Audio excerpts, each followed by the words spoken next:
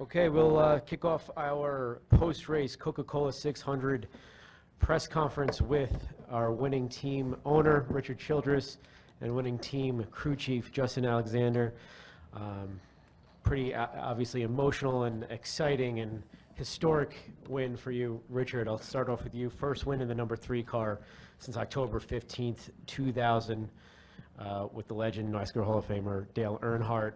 Maybe just kick off with the obvious. How does it feel to get the 3 back in the victory lane? You know, I'm so proud. You know, it took several years. We didn't even run the 3 for many years, and to bring it back, I think 3 years ago, right here at Charlotte, and did our announcement. I think this is going into our 4th year with the 3.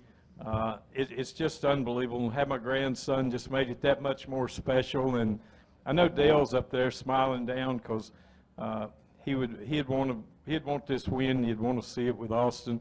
I didn't want to put just anyone in the 3 car. I would have probably never brought it back. And we kept the number with NASCAR throughout the whole time, and we ended up when the opportunity was there to put Austin back in. It started in the truck series, and he won races there, and he won races in the Xfinity with it, and Ty's won with it. But today is special here in Charlotte. On Memorial Day, such a special day for all the people that have gave so much to this country for us all to be here tonight, to be able to enjoy what we're doing. I'm just honored to be here. And can you believe this? The Coke 600, Austin Dillon, and the 3. When I really got emotional was looked up. You know, you got to be a little emotional, but for sure. But when I looked up and seen the 3 on top of the board, and I was standing there doing an interview, that's when I got emotional. It's so special to see that 3 in winner's circle again. Congratulations, Richard. And Justin, I think it was Tuesday or Wednesday, it came out that you would be joining the number 3 team, and you're here immediately. So 1 for 1. Congratulations, and obviously it was a big strategy call at the end because of it. So maybe just talk about the closing laps there. Yeah, thank you. Yeah, you know, we had a good car all race. We run top 10 all race. Austin did a heck of a job. The whole team did. You know, we were right there in position on that last stop when the caution came out. You know, we were 2 or 3 laps short, and just right in that window where you want to, you have an option to stretch it, you know, but you also there's a risk with that. You give up a little track position early on trying to stretch it on fuel. So we got good fuel mileage all day, and you know, it really didn't make any much sense to do anything but that, really. And he didn't really have to back off that much. We didn't really give up any spots on the racetrack doing it, being, I think, right around 10th when we started saving. But Austin did a heck of a job, everyone on this team. And, you know, I was surprised more guys didn't do it, honestly. But, you know, everything just worked out, and couldn't be proud of everybody. Thank you, Justin. Okay, we'll open it up to questions, and let's start right here. Go down the line, Bob, Kenny, Daniel, Jeff, and everyone else. Bob Parker, ESPN. Richard, do you feel like justify your putting Austin in the 3? I think it shows that he deserved to be in the 3. Like I said, I was not just going to put anyone in it. It had to have been one of the Childress family or one of the Earnhardts, and it just worked out that Austin ran the 3 when he ran his first Bandolera race here, and he's always run the 3 in everything he's ran, and it's just unbelievable to have it in winner's circle tonight. And you know, he doesn't show emotion and pressure, but I can tell you, away from the track and all, and talks and stuff, he knew how much he wanted to win for the 3 fans, and he knew how much he wanted to win for our family and everybody involved, all of our sponsors, and just really proud of him. Kenny? And Justin, you made a hell of a call, buddy. Thank you. Kenny Bruce with NASCAR.com. Richard, I don't want to say did you ever think it was a mistake, but did you ever question whether you should have brought the 3 back or not, even before maybe Austin got into it? But did you kind of second guess yourself and think maybe I shouldn't have brought it back? You know, I never second guessed myself bringing it back, but I did have a lot of thoughts about bringing it back and the pressure it would be on whoever got in the car. Dale Jr. won the race for us, and He's won a couple of races in the 3, RCR, and it just was, to see him win, that was one of the big healing moments in 2002 when he won in Daytona in the 3, and I knew it would be, I wanted to bring it back, but it had to be something special to bring it back, and to have my grandson to put him in it was unbelievable. Daniel and then Joe. Dale Earnhardt with NBC Sports. For both of you, at what point in those closing laps did you allow yourself to believe that that gamble would work, and allow yourself to think that it could be a possibility? And for Richard, where in the Richard Childress Hall of Fame or museum is this car going to go? Well, first, I don't know if I want him to put it away. This is actually this is a brand new car we brought this week, chassis number 600. Believe it or not, kind of ironic. No, I don't know. It seemed like I really thought more guys were going to do this strategy and we're going to play this out. But the 78 was catching us fast. They pitted to put tires on, and they were coming, and they were catching us about a second a lap with about 25 to go. And they were really on pace to catch us and pass us. I knew it was going to be tough for us at the end. I knew we were probably going to have to run hard at some point to stay ahead of them.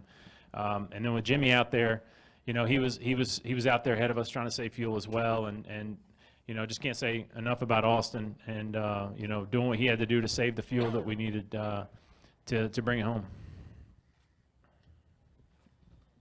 What was the question for me? I'm sorry. When did you allow yourself to believe that the plan could work out? I came on there and asked him, I said, do you think we can make it? And one of our engineers said, we're going to make it. So I was pretty solid, and then at the end we got when a light comes on, that gives you a certain amount, tells you got so many laps. Justin come on there with, I think, 3 to go and said, turn the switch on and go hard. And I knew we had a shot then. When he came with 2 to go, I felt we had a shot. We now welcome in the winning driver of the Coca-Cola 600, driver of the number 3 Dow Salute Veterans Chevrolet, and that is Austin Dillon. Austin, I don't know if you know the stat, but you are the 10th different driver to have posted their first Monster Energy NASCAR Cup Series win at Charlotte, joining such legends as David Pearson, Buddy Baker, Jeff Gordon, Matt Kenseth. All those did that in the Coke 600, and now you, Austin Dillon. Obviously, I think you're a little bit happy with your entrance. Maybe just talk about the feelings right now. Well, they haven't sunk in by no means, but I did know that a lot of winners come from the Coke 600 for the first time, and I talked about it today in an interview, and it hadn't sunk in, truthfully. I'm just so proud of all the effort that all these guys put in. I really feel like I have the best team and the best pit crew, and I have no doubt in them. And my grandfather has done everything he can to give us the best we can get. And sometimes I feel like we're the small team out there trying to get everything we can. And tonight proved that 600-mile race, when it came down to it, we had everything we needed. And it just feels amazing. And the good Lord above definitely blessed us. In my car, Whitney always writes a verse before the race, and it said, if you put God first, He can take you places you never imagined.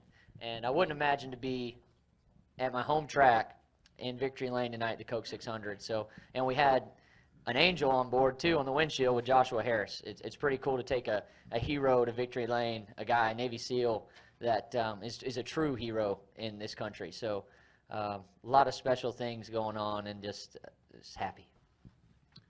Okay, please raise your hand again so I can get some of the new names here. We'll start off with Al. I'm sorry, Joe, you've been waiting, and then we'll go down. Austin, Joe Menzer, FoxSports.com. Austin, could you just talk a little bit about, the pressure that came with, being in the 3 and how, you made it through 3 years plus without, ever despairing that you'd get to this moment again? Yeah. I attribute that to my family. From the very beginning, my grandfather has challenged us with everything. He's a true hero also, starting with nothing and making RCR into what it is today. he pushed me and my brother to go on hunting trips that I don't think most people would go on. So the toughness has always been there, and it came from him and my dad and my mom, all my family members. And now to be able to deliver a number that is legendary and has stats that are untouchable, and just to add to those numbers in something that him and his best friend were able to create, it's very special. And to all those fans that have supported it too, because there's always haters out there, but there's a lot of support too. There's a great support system, and to deliver this to them, the people that were proud to see that number 3 out on the track, it feels amazing. Yeah, Richard L. Pearson Motor Week. Fair to say this is the most emotional race you've been at since the night we lost Dale? And if it is it like what you thought it would be? Because you knew eventually the 3-car would win again. Is it like you thought it would be? Like Austin said, it has sank in, but I didn't really get terribly emotional because I was still in shock, I think. But when I looked up and seen the 3 at the top of the board at the Coke 600, and knowing my grandson was in it, and how special it was for all the fans, and what a special weekend here for everybody that's gave so much to give every one of us the opportunity in this country we have. It makes it even more special. I mean, I can't just say really how I feel inside, because it's going pretty strong. Go, Nate. Nate Ryan, NBC Sports. Austin, before you came in here, Richard was talking about how he wouldn't have given this car to anybody but you, and that he feels as if you have some special qualities, attributes that allow you to just maybe internalize things and handle all the pressure. Can you speak to that? I mean, why do you feel like you're able to just shoulder all of it and go? I put it on him, truthfully. Like I said, he's taught me a lot. And to be quite honest with you, this past week we had an argument about our race cars performing. Like, face-to-face, full-on argument with your grandfather. And we made it through it, and we're in Victory Lane this weekend, and it feels damn good. So just letting you know, he's not only my grandfather, he's my boss too, and it feels amazing to be able to have a good conversation with him, and him to listen to me and take what little advice I know, because he's been doing this for so many years, and to give me enough respect to just hear me out. And because I'm hard-headed, man. I'm not gonna lie. My fiance can vouch for that. And I'm gonna dig until I get to Victory Lane, and I'm competitive. And the team that we built around me are the same way. The pit crew has been awesome all year long. So great. And my team has given us everything they can get. We added a piece with Justin. His demeanor, I mean, he had ice in his vein tonight, man. Make the call and let the guys go to work. Houston on top of the spotter stand. He never wavered. We're racing one of the best of all time, tied with all the champions, Jimmy Johnson, and a place where I've watched him win races here multiple times sitting in turn 1. He's the best. I've always thought he could get through turn 1 better than anybody. And to come down and pass him off of turn 2 in a chess match of a race where it comes down to fuel mileage, it feels really good. Just wanting more, man. I want to put the 3-car in Victory Lane. That was what it's about. He's won twice this week. I think he won that argument. And I've seen Eric Worm and Sammy Johns come in, and they put so much in it. And, you know, this sport is demanding. It's demanding on your emotions. It's demanding on what you want to do. And when you get down, everybody wants to kick you. And it's tough when we wasn't down. I told someone the other day, I said, we're not down. We're just trying to figure our way to get back to where I know we're capable of running. And I know we got the people. I know we got the equipment. Like Austin said, we may be the smaller of all the teams out there because of some of the resources. We have everything it takes to win with, and we got great sponsors. So, I'm not a billionaire for sure, like some of them.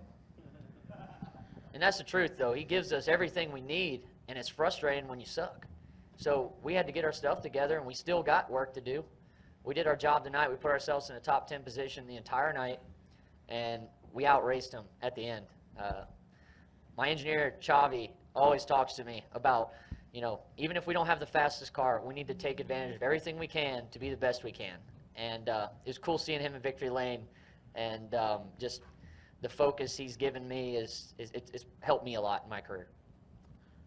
Now we have a number of questions down here. Let me just check the press box real quick. Any questions in the press box? We have 3 questions from the press box. Have at it. Motorsport.com.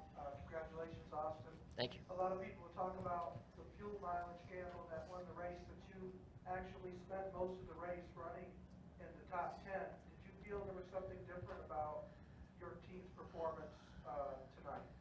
Yes, I felt like we did our jobs. We took a car that was capable of running 5th to 8th, and we took it to victory lane. And if we get the track position, it's probably better than that, truthfully. I mean, it had times in the race where we were the fastest car.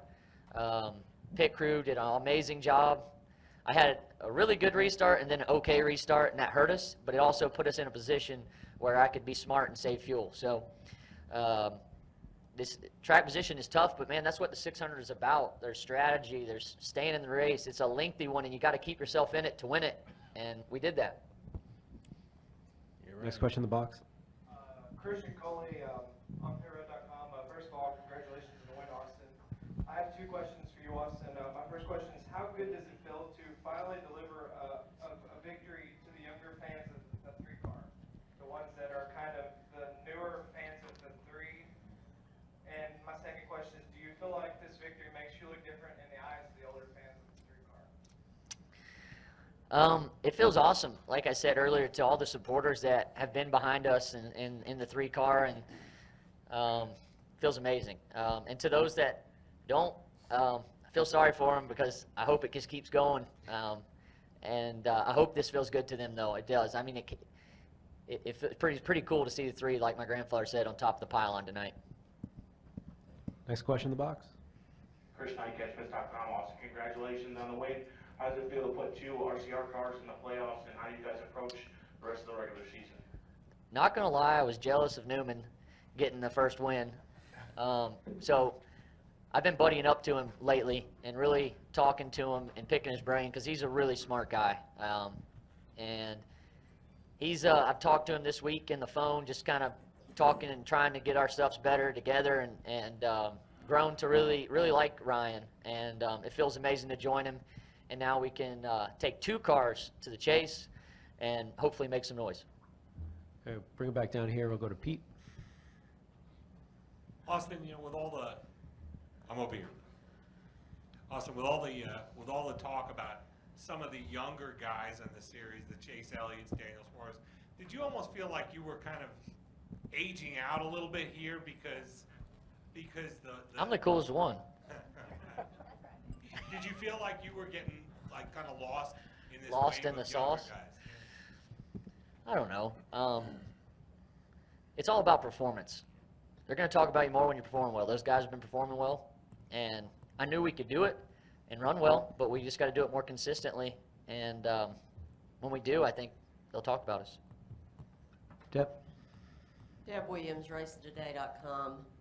Austin, right here. First of all, congratulations. And I have one for Austin, one for Richard. One, Austin, when you saw Jimmy Johnson run out of gas, what went through your mind, and how did you keep your emotions in check? And you addressed the playoff, but Richard, after you struggled the way you have the last few years, what does having 2 cars in the playoffs now mean to you? Seeing Jimmy, I mean, at that point, I'm super focused. You know, at that point, I'm eyes on what I'm not getting too anxious of, like, oh my gosh, we're going to win. I'm just trying to stay focused on what we had to accomplish. When I saw him run out off at 2, it was back to conserve mode, truthfully, on fuel, which is scary, because you're like, oh, you can think about pushing it harder and just coasting to the line, because there's only 2 to go. And just conserve as much as I could to make it to the point I needed to and stay on the path that I was going. I never changed the direction.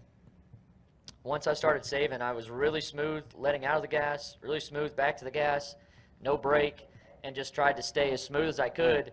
And I knew the laps were counting down, and these guys, I knew that they wanted me to go past Jimmy, but I knew he was right there, and if I had to make it in a lap, I felt like I could do it.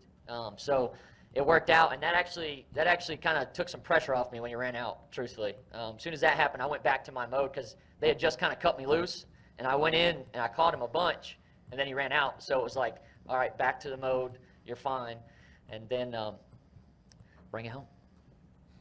Yeah, to have two cars, Deb, in the chase, it's great, but like Austin said earlier, we got a lot of work to do. And I said this, and like Justin said, this new car tonight is a step up. We just know we got to get them for Paul and for Ryan. And I think if we keep improving like we did with this car and some of the things that I know that Eric and his group are working on, I think we can show a different company when it comes to going into the chase. We're going to give it everything we got for sure. Bob?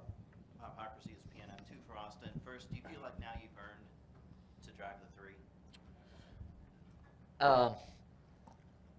I don't know. It feels good to me, but and that was the best of all time. And I'm just glad to add to the legacy of it, and I want to keep adding to it as much as I can. It does feel good, and it takes pressure off. Off subject, I want to thank Eric Warren, too. He's helped me a lot and doing a lot of different things in our shop, and then with the decision to take Justin to this position. He's always had his eye on Justin and really believed in him. And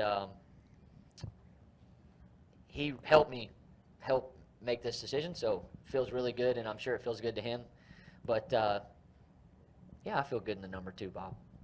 And I don't know about your Twitter feed this week, but mine after the crew chief change was all about how it's not the crew chief problem, it's a driver problem, and this guy just whines and he, doesn't deserve the ride. Did you see any of that stuff, and does it fuel you? Does it roll off your shoulders? I mean, how does it? Haters gonna hate, but they keep sipping that haterade.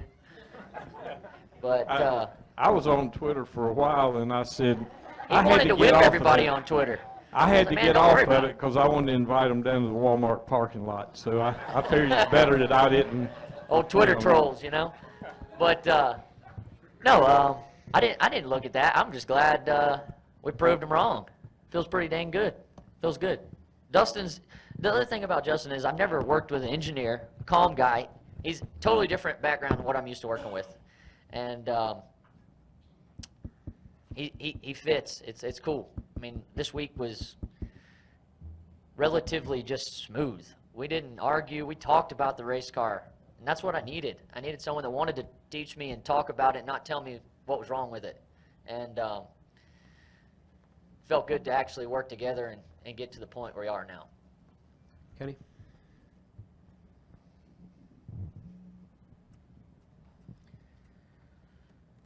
Kenny Bruce from NASCAR.com, one for Justin and one for Austin. Justin, you realize you've set the bar pretty high now.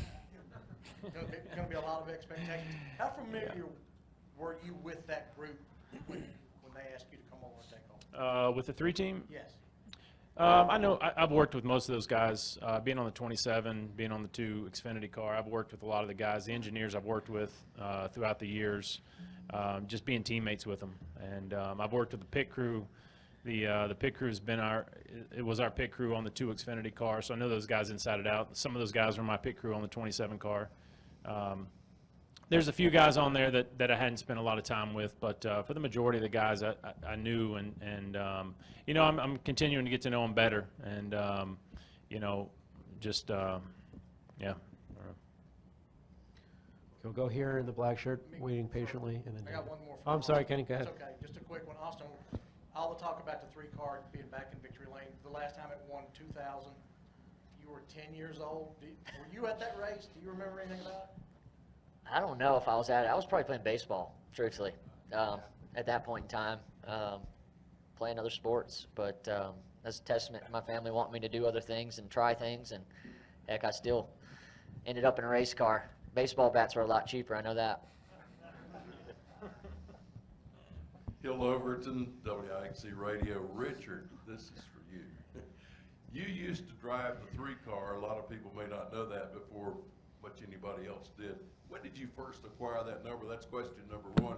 Question number 2, Justin made the great call. Were you nervous about that, or did you have full confidence that it ought to work out? Hold on. Yes.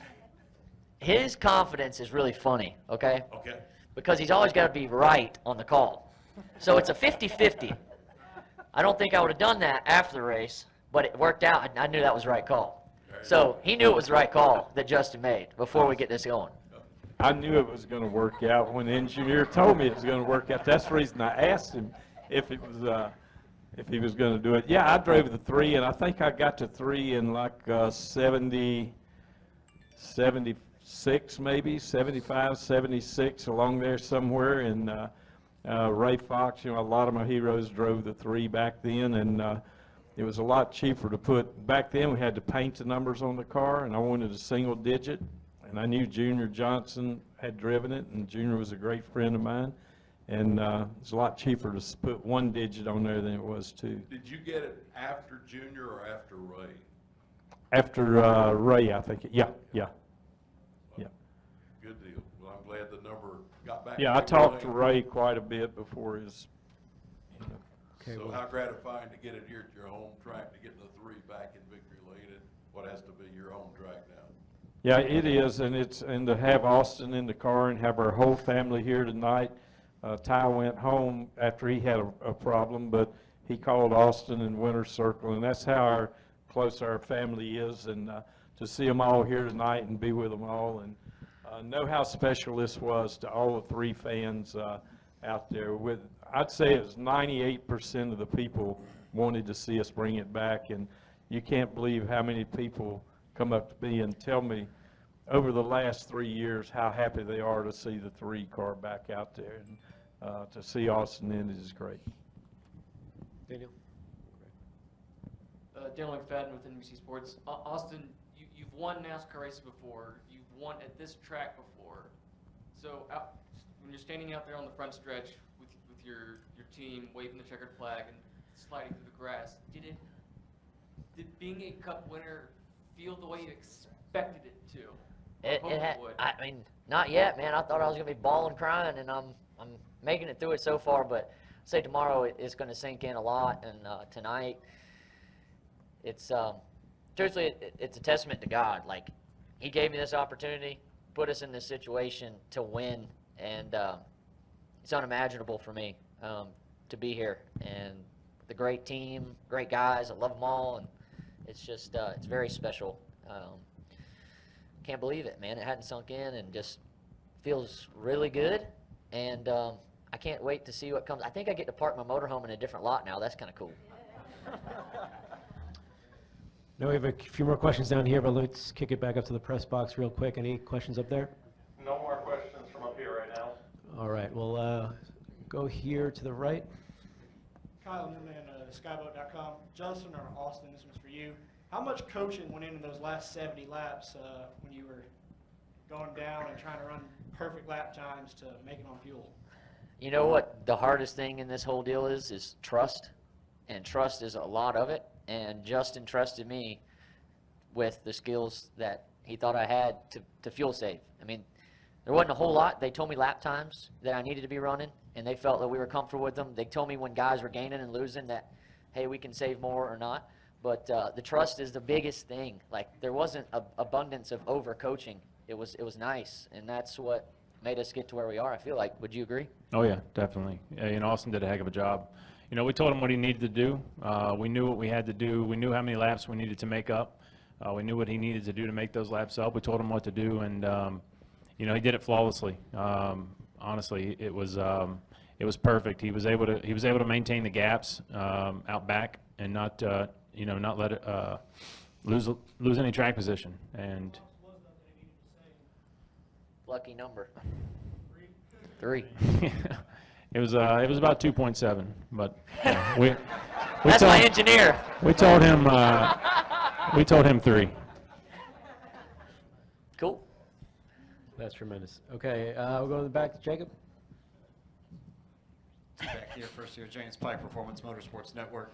One for Austin and Richard, same kind of question, but Austin, Richard, Louisville, SCDS are hour and 15 up the way up 85 and 421, and you've schlepped down here, run the Bandos, run the Legends cars, and been here, and there's so many people that come in from where else to run here, but you've been here the whole time as a native North Carolinian, and now you've won the signature race at your home track. Just talk about the pride of being able to do that here at home, and as a native son of the Tar Heel State to get it done, and Richard, for you as a grandfather to see him do that. Well, it feels great, man. I love my state. There's nowhere like home. Love North Carolina. Proud to be from North Carolina. And there's only a few of us left. I think it's me, my brother, Dale Jr., and semi-Ryan Blaney. He's kind of Ohio, North Carolina. So I would call it 3, maybe 4 if I'm wrong. I don't know. There might be some more, but those are who I know from North Carolina. So it feels really good. By the Yeah, way. Justin is too. Like 4 miles down the road. That's right. North Carolina boys. There you go. Yeah, it's, what was the question for me? Proud to be a North Carolinian. Yeah, There you yeah, go. definitely proud to be. Every time you get home, it's great. And to be here and win this race with your own grandson and the 3 car is just incredible. And be a big party up at Childress Vineyards tomorrow, I will assure you. There'll be a lot of Victory Cuvée been drank. That's our champagne. He loves North Carolina, but we hope he spends more time in Montana. I'm just kidding. I don't want to go nowhere. Jacob Zielman, Performance Motorsports Network. For both Austin and Richard, a lot's been made of the number, the significance, all of that. For both of you, does this kind of bring it full circle from everything that happened 2000, 2001 to Austin, you coming in and now get into this point tonight? Does it kind of connect the circle from where Dale was to where you are? I'll answer it, and then you can too. You know, nothing will ever replace Dale Earnhardt and the things that he accomplished in this race car. But all we wanted to do was go out and carry it on for the race fans that love to see that 3 and the Dale Earnhardt fans. And like I'd said earlier, I know there's pressure that was hidden inside Austin, how bad he wanted to win. And from the day he put the 3 on the Bandolier car, I think you had the 3 on when you played in the World Series, so, didn't you? Was on your jersey, and he's always had a 3, and he's been a big Dale fan, and it's just special to be here. And I don't know about a connect, but it's just so special for us to be here tonight and know what it means to everybody to have that 3 back in Winter Circle. I think he answered that perfectly, truthfully. But for me and the full circle of bringing the 3 back, it started right here, actually, in the room across the way. And we announced that we were going to do it, and we had 3 key things happen. We had partners that wanted to support it. My grandfather wanted to put me in it, and it all worked out. So those partners that were here from the very beginning, Dow, American Ethanol, it feels so good to deliver to them because they had to believe in me no matter what. You can believe in somebody saying he's good, but they believed in me. And they've been here every step of the way, and it feels so good to get them in victory lane. It was a beautiful car tonight, too. Right here, Fox. Chase Wall on FoxSports.com. Austin, I know it's late and you guys are going to have the celebration at the Vineyard tomorrow, but what's the party going to be like tonight? It ain't going to stop. We're supposed to play basketball tomorrow at Hamlin's, our all-star game. I told him he came to victory lane, and I told him I might be a little late. I don't know. So they might have to take my place tomorrow. It could be a little upset. Jonathan? This is for Richard, Jonathan Merriman, NASCAR.com. Richard, how much did the ECR Cadillac motor that won the Rolex 24 kind of maybe foreshadow some of your success this year, and how much has that helped the Cup program working with those guys? Yeah, it didn't take anything away from our Cup program. That's a total separate division that we work on the Cadillac, and we have won the last 3 races with it. We won Sebring, one other one in the 24 hours. So it's really a neat package, and to get to work with Delara and those guys over there and have Richie Gilmore and all his people involved, that didn't take away from us, but hopefully in the future as NASCAR changes to different style engines, all of that will help us. And we just got such a great development group down there that works on that separate from everything else. Go to Greg. Greg, raise your hand for me, please. Hey, congratulations to all you guys. For Austin, you know, everybody's talking about the 3 and all that, and you were talking about the haters and the drinking their haterade from with the crew chief change this week. But when you got out of the car in here in Victory Lane and I was walking across the track, I could feel these fans. It was like nothing you've ever heard. It was like this roar, this thunder. Could you feel that? And I mean, did that kind of take all that away? It does, man. That's what it's about. And the best guys have been hated in this sport, truthfully. And so if people don't like you, I mean, you're still doing something right, I feel like, because there's just as many that do. And it feels amazing. And if they say it was a fuel mileage race, they can kiss my ring. So. Kelly? KellyCrandallRacer.com. Richard, on Monday, right here in the middle, it was announced Monday that you were putting Justin over on the 3 team. I was curious, what have you seen, you know, of all the, I guess, of the changes you could have made and maybe somebody else you could have plugged in there. What have you seen from him since he's been in the organization and worked with a few different of your drivers that you wanted him on the 3 team? Eric Warren and I had a lot of conversations, and then Eric, I think I was out of town. I was somewhere, and Eric did most of the work doing the changeover, but I knew Justin could do it. He went right over to the 2 car and started winning. He got Paul Menard in the chase a couple of years ago. I think it's been 2 years ago. Do y'all know that the first time he crew chiefed me, Xfinity, we won? That's the first, that's both series he's come to me, we've won in our first time. So we're going to NHRA next. Y'all watch out. Yeah, and you know, it's just a lot of decisions had to be made, and nothing negative at all about Slugger. We just all of us felt it was time for a change. Slugger helped us out throughout the years. We can't say nothing, wouldn't never say anything bad about Slugger. It was just time for a change. You could hear it in their voices. You could hear it in Austin's, and you know, I've made changes. I made a change, probably one of the first crew chief changes in NASCAR that I know of, when I changed for Dale Earnhardt and Mike Skinner back years ago, put Larry McReynolds down there, and I made that back in the 90s. And you just have to make those decisions. They're not always easy decisions, but when you got a great group of people around you and you work with the drivers, and Austin called me, we talked about it, and he told me he had made his mind up. He knew that that was the right thing to do. He had been talking to Justin and Eric and Sammy Johns. We spoke, all of us talked about it, and it was a company decision, and proved tonight it was a good decision. So Caleb and then Mike. Caleb Whistler, Speedway Digest. Austin, how did the VHT change the complexion of this race, and would you advocate that being used at more asphalt tracks on the circuit? Yeah, I think it was pretty good to start the race like that. The middle groove had a lot of speed, took away from the bottom. That's usually dominant here, and the bottom got good again. After the rain, the bottom was pretty dominant, and then as the race went on, I could actually see the VHT leaving the track and was getting clean higher and higher. So we've got something there as far as trying it. It's not a bad thing. I really think we should try it more often. And I think the next thing we need to look into is the placement of it. I feel like we needed more on the very top, because the middle was really dominant, but you couldn't really get into the top of it like you needed to. So that would be my next shot at it. It's not a bad thing at all. I like it. Mike? Mike Neff from frontstretch.com. For you, Justin, 3 laps, 2.7, whatever it was, at what lap total was it that you would make that call to decide to stretch it? Is there a number? Is it a gut feeling as to how far you think you could go?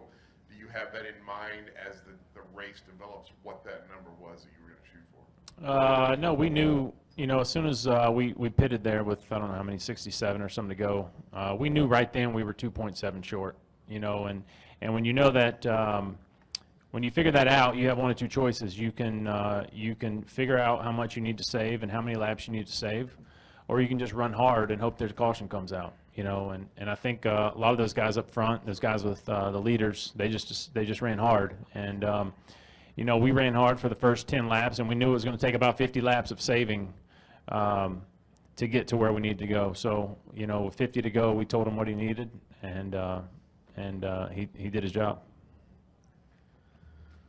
Okay, any final questions for our championship winning team? We'll go here, Daniel.